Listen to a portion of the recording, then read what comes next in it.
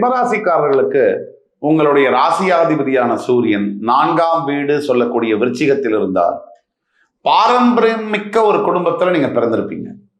லெகசின்னு சொல்லுவோம். அப்பா வழியில வரக்கூடிய சொத்துக்கள் அதிகமாக கிடைக்கும். அப்பாவினால பலன்கள், பாரம்பரியம், பரம்பரையினால மதிப்பு, மரியாதை, அந்தஸ்து கிடைக்கும். இப்ப ஒரு உதாரணத்துக்கு இந்த இடத்துல குரு பகவான் இருக்காருன்னு வச்சுக்கோங்க. சிம்மராசிக்காரர்களுக்கு அம்மாவினுடைய ஆசீர்வாதம் அதிகமாக கிடைக்கும்.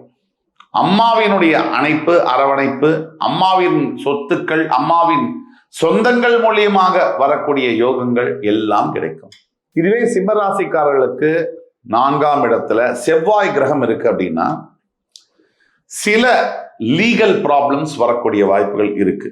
ஆனாலும் கண்டிப்பா அசைக்க முடியாத சொத்துக்கள், அசையா சொத்துக்கள் நிறைய வரும் வாழ்க்கையில்.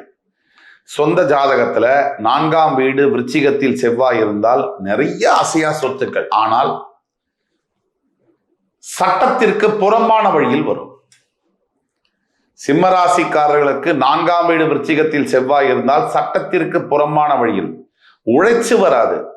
உழைக்காமல் யாராவது அன்பளிப்பாகவோ லஞ்சமாகவோ வேற வழியிலோ வண்டி, வீடு, வாகனங்கள் வரும்.